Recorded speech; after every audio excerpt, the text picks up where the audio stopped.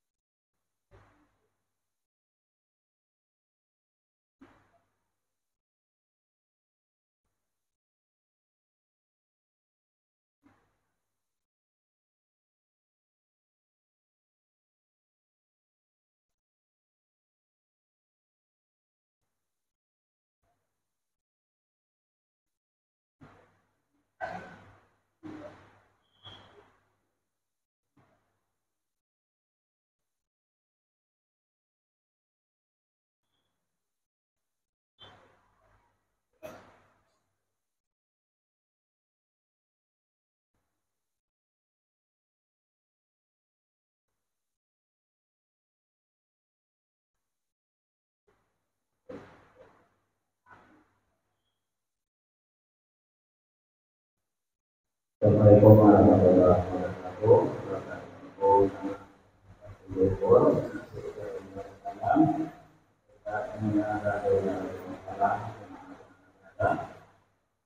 Kita mengikuti menjadi ukuran atau dulu kata ini menyampaikan kepada sekalian hasil perawatan pada saat tanggal 16 April 2023 yang mengikuti kegiatan IPK 2023 bersama mengusulkan beberapa kita untuk aplikasi atau tindakan terdakwa untuk anda mengusulkan menjelaskan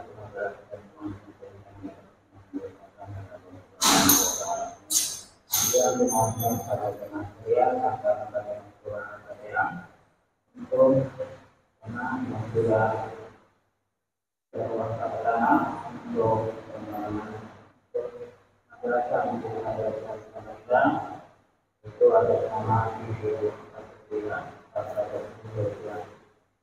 antara yang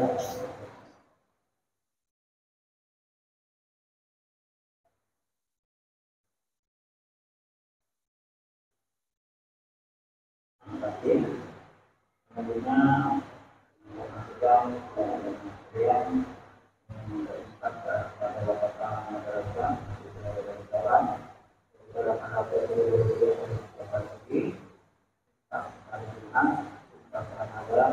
lain-lain untuk yang mengatakan pada ibu sebagai kebenaran dan tangan keluar dan memenuhi kami di belakang atau di kalian kemudian berbicara kepada kita berdiri ini Allah akan disampaikan oleh Al-Quran di Rahman dan menulis itu adalah jawab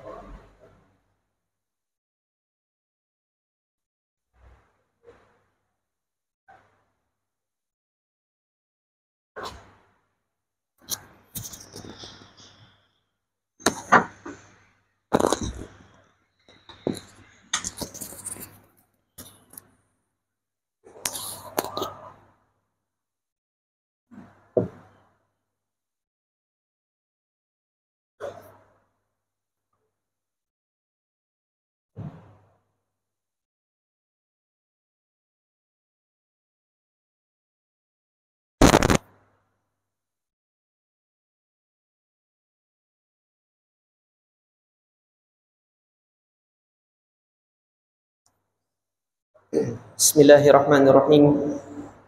Assalamualaikum warahmatullahi wabarakatuh. Alhamdulillahi rabbil alamin. Wassalatu wassalamu ala asyrafil anbiya'i wal mursalin sayyidina wa maulana Muhammadin wa ala alihi wa ashabihi ajma'in. Amma ba'd. Alhamdulillah, jamaah salat zuhur Masjid Raya Darussalam Samarinda, juga para pendengar radio Darussalam Samarinda di mana saja berada, semoga Allah Subhanahu wa taala senantiasa mencurahkan rahmat-Nya kepada kita semua. Alhamdulillah, sampai pada hari ini, hari yang ke-26 di bulan Ramadan ini, kita melaksanakan ibadah puasa. Tentunya anugerah yang demikian ini adalah nikmat dari Allah Subhanahu wa taala. Kita masih diberikan kesempatan, masih diberikan taufik oleh Allah Subhanahu wa taala untuk melaksanakan kewajiban yang mulia ini, yaitu kewajiban puasa Ramadan. Pada kesempatan siang hari ini, zuhur hari ini, melanjutkan pembacaan hadis Nabi yang kita lakukan di kajian tausiah Senin ini. Kita akan membaca hadis yang ke-32 dari kitab Al-Arba'in An-Nawawiyah. Itu hadis ke-32 yang dibawakan oleh Al-Imam An-Nawawi di dalam Arba'innya, yang berkenaan dengan larangan untuk membuat sesuatu yang berbahaya bagi orang lain. Hal ini sebagaimana diriwayatkan dari Sayyidina Abi Sa'idin Sa'ad ibn Sinan Al-Khudri radhiyallahu anhu, bahwasanya Rasulullah sallallahu alaihi wasallam bersabda, la darara wala dirara, haditsun hasanun. Al-Imam An-Nawawi rahimahullah memberikan penilaian bahwasanya hadis ini adalah hadis yang hasan, yang diterima sebagai hujjah. Rawahu Ibnu Majah, diriwayatkan oleh Al-Imam Ibnu Majah di dalam sunannya. Adapun makna dari hadis ini, la dororo, la itu tidak, doror itu berbahaya. Tidak ada bahaya, ini artinya secara bahasa, secara literal. Akan tetapi di dalam bahasa Arab terkadang bentuk kata atau bentuk kalimat penafian yang seperti ini maknanya adalah larangan. Jadi bukan hanya sekedar makna tidak ada bahaya, enggak, tetapi jangan membuat sesuatu yang ada bahaya di dalamnya. La dororo, tidak boleh melakukan sesuatu yang mengakibatkan bahaya baik bagi diri sendiri maupun bagi orang lain. Ini yang pertama. Kemudian yang kedua, wala dirara, dan tidak boleh pula ada dirar.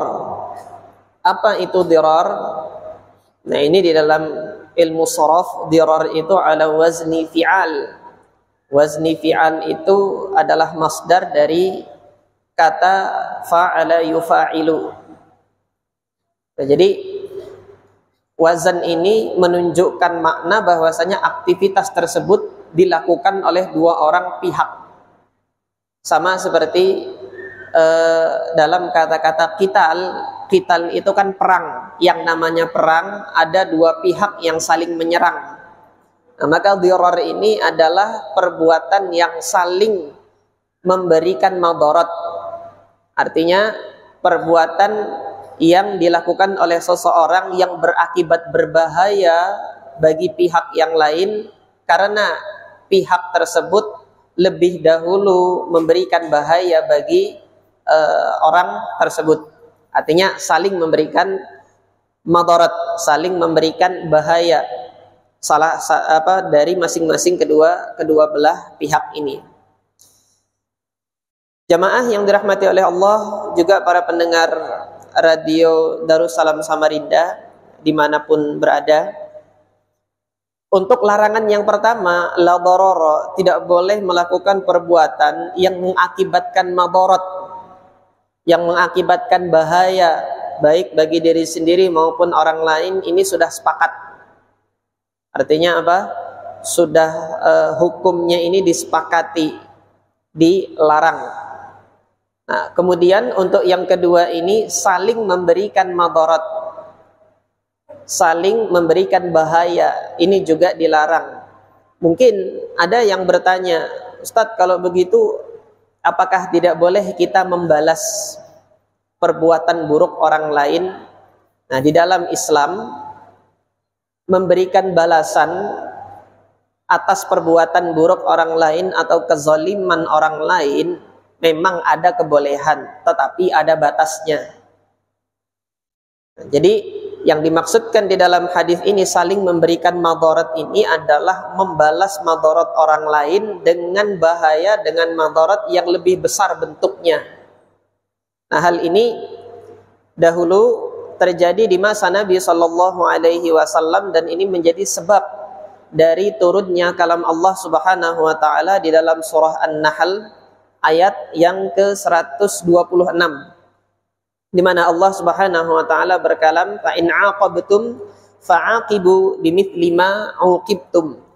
Kalau kamu mau membalas, kata Allah, kalau memang engkau itu hendak membalas perbuatan buruk orang lain, fa'aqibu, maka silahkan balas, kata Allah.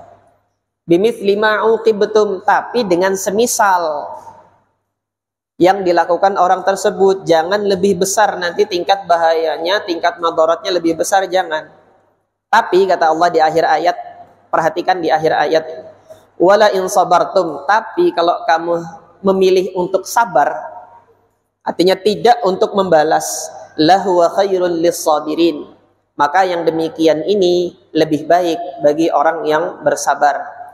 Para mufassir mengatakan kalau kamu memaafkan, maka maaf itu adalah lebih baik bagi orang yang memaafkan ketimbang nanti membalas. Berdasarkan ayat ini gitu, membalas perbuatan buruk orang lain Islam membolehkan, tapi ada batasan. jangan berlebihan dan jangan melebihi dari perbuatan buruk yang dilakukan oleh orang tersebut kepada diri kita. Hal ini terwujud di masa Nabi SAW dalam pertempuran Badar. Pertempuran Badar itu adalah wujud untuk membalas gangguan atau serangan orang-orang kafir Quraisy terhadap kaum muslimin. Atas hal apa gitu kan? Sebelum terjadi pertempuran Badar, sahabat Nabi Sa'ad ibn Mu'adz yang merupakan orang Ansor, penduduk Madinah asli, melakukan umroh. Pada saat beliau tawaf di Ka'bah ketemu sama Abu Jahal. Ketika ketemu sama Abu Jahal mengatakan, kok berani-beraninya kamu tawaf di sini dengan aman? Sungguh kalau tidak dilindungi oleh Umayyah, kamu nggak akan bisa keluar dari Mekah ini dengan selamat, kata Abu Jahal. Artinya di sini apa? Orang-orang kafir Quraisy itu menghalangi kaum muslimin untuk beribadah ke Masjidil Haram setelah hijrahnya kaum muslimin ke Madinah. Masih dihalang-halangi untuk beribadah ke Masjidil Haram. Nah, maka sebagai wujud pembalasan, orang-orang kafir Quraisy itu kalau berdagang lewat Madinah, maka kaum muslimin diberikan izin oleh Allah setelah turun surah Al-Hajj, itu izin untuk berperang untuk menghadang, mencegat. Kalau kalian menghalangi kami untuk ibadah ke Masjidil Haram, kami juga bisa menghalangi kalian untuk berdagang ke Syam, karena jalur perdagangan kalian itu melewati Syam. Maka terjadilah pertempuran Badar itu. Jadi pertempuran Badar itu maksud tujuannya adalah menghalangi kafilah dagangnya Abu Sufyan untuk pergi ke Syam. Sampai kapan? Sampai kaum muslimin itu diperbolehkan untuk bisa masuk ke Masjidil Haram untuk melaksanakan ibadah umroh maupun ibadah haji. Nah, ini wujud di dalam perang Badar di mana Allah Subhanahu wa taala membolehkan seorang muslim untuk memberikan balasan, tetapi balasan itu harus yang sifatnya itu tidak berlebihan dan tidak lebih berbahaya daripada apa yang dilakukan orang-orang zalim terhadap kita. Itu satu. Kemudian kebolehan yang kedua dalam hal membalas itu adalah dalam wujud untuk kita lepas dari penindasan kezaliman. Kalau sudah lepas dari kezaliman, nggak perlu lagi dibalas, sudah selesai. Oleh karena itu dalam Al-Quran Allah Subhanahu Wa Taala berkalam, waqatiluhum hatta la takuna fitnah. Perangi mereka, silahkan perangi mereka sampai nggak ada fitnah. Jadi kalau fitnah itu sudah hilang, fitnah itu apa sih? Diterjemahkan, ditafsirkan oleh Sayyidina Abdullah ibn Umar. Fitnah itu adalah pemaksaan untuk keluar dari agama Islam. Karena kaum muslimin dahulu dipaksa, yang masuk Islam ikut Muhammad bunuh, disiksa, keluarganya disakiti. Nah, itu fitnah di situ. Nah, sampai tidak ada pemaksaan lagi, orang-orang kafir Quraisy sudah kalah pada saat pertempuran Fathu Makkah, pada saat peristiwa Fathu Makkah, sudah kalah, sudah bertekuk lutut, nggak mau lagi untuk menyakiti kaum muslimin, menzalimi kaum muslimin, sudah berhenti, nggak ada perang, sudah selesai di situ. Nah, adapun memberikan balasan yang dia melebihi dari perlakuan zalim yang dilakukan seseorang terhadap kita, atau memberikan balasan yang tidak dalam rangka untuk membebaskan diri dari penindasan kezaliman, ini yang dilarang dalam hadis ini, yaitu la darara wa la dirara, itu saling memberikan madarat, bahkan dengan madarat yang lebih besar. Nah, ayat surah An-Nahl tadi, ayat yang ke-126 tadi yang mengizinkan kaum muslimin itu untuk memberikan balasan kepada kaum kafir Quraisy sekedarnya, semisal dengan perbuatan yang dilakukan mereka terhadap kaum muslimin. Ini turun karena perkataan sebagian kaum muslimin pada saat pertempuran Uhud. Ada yang mengatakan, sungguh kalau nanti kita menang sama orang-orang Quraisy gitu kan, akan kami perlakukan mereka dengan perlakuan yang nggak pernah dilakukan oleh siapapun kaum di muka bumi ini. Akan kita siksa mereka dengan siksaan yang nggak pernah dilakukan oleh siapapun kaum di muka bumi ini ya. Karena mereka mendapati jenazahnya kaum muslimin di perang Uhud itu oleh orang-orang kafir Quraisy itu dimutilasi, dipotong-potong, disobek-sobek. Kemudian Sayyidina Hamzah sebagaimana sejarah mengatakan itu kan hatinya itu dicongkel sama Hindun, kemudian dirobek dan sebagian keratan daging dari hatinya Sayyidina Hamzah itu dikunyah oleh Hindun bintu Abi Sufyan pada saat itu. Hal ini menunjukkan betapa bengisnya orang-orang kafir Quraisy pada saat itu terhadap jenazah kaum muslimin yang sudah wafat sekalipun masih kemudian diperlakukan yang demikian, dimutilasi, dipotong-potong dan disobek-sobek. Nah, maka kaum muslimin geram ketika menyaksikan jenazah saudara-saudaranya itu hancur seperti itu, geram mereka. Sungguh kalau nanti kita menang, kita akan melakukan lebih daripada apa yang mereka lakukan terhadap kita ini. Maka turunlah ayat ini untuk melarang. Islam tidak seperti itu. Islam tidak seperti itu. Nanti kalau memang perangi mereka sudah nggak ada fitnah, nggak ada kezaliman, selesai. Tidak perlu untuk membalas dengan perlakuan apa yang mereka lakukan. Nggak ada manfaatnya yang demikian. Justru malah akan menimbulkan kemudaratan yang lebih besar.